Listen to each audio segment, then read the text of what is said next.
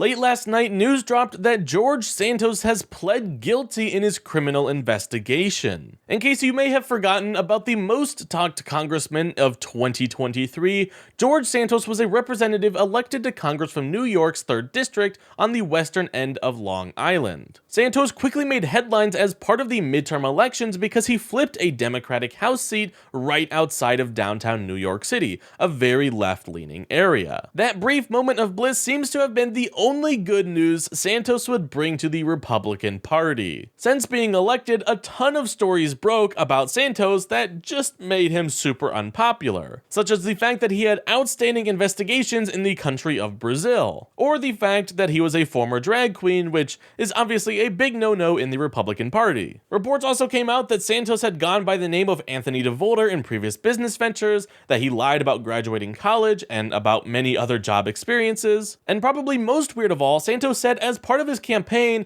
that he was Jewish, and when confronted with the story, he claimed that he said that he was Jew-ish, with apparently a strong hyphen. Oh, and he also lied about his mother dying in the 9/11 attacks. So as you can see, quite the outstanding guy. After a year spent in Congress, Santos pushed through no legislation, was a stain on the Republican majority, and was finally expelled. In the history of the United States, only 21 members of the House have ever been expelled, 2/3 of them being for supporting the Confederates during the Civil War, and last fall, Santos joined their ranks. Since before being expelled from Congress, Santos had been under investigation for a litany of crimes, the biggest stemming from identity theft and improper use of campaign funding. Along with those crimes, Santos will also be picking up charges for stealing from campaign donors, spending campaign funds on personal expenses, collecting unemployment benefits while working, using stolen credit card numbers for campaign spending, hosting a false nonprofit to collect from donors, and pay for personal expenses,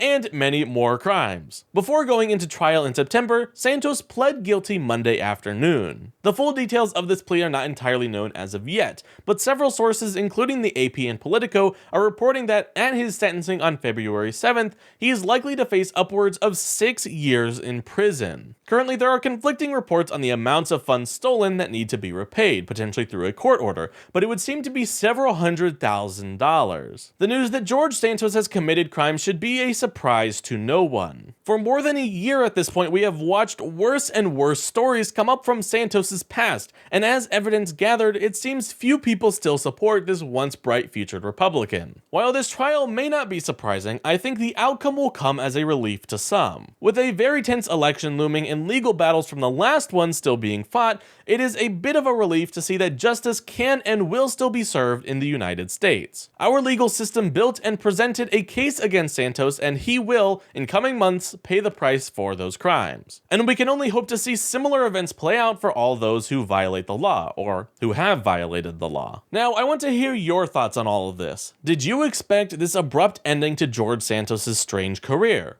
Do you think that the upcoming Trump sentencing will go as smoothly as this Santos trial has? Let us know your thoughts down in the comments below, and be sure to like and subscribe to help keep this channel growing.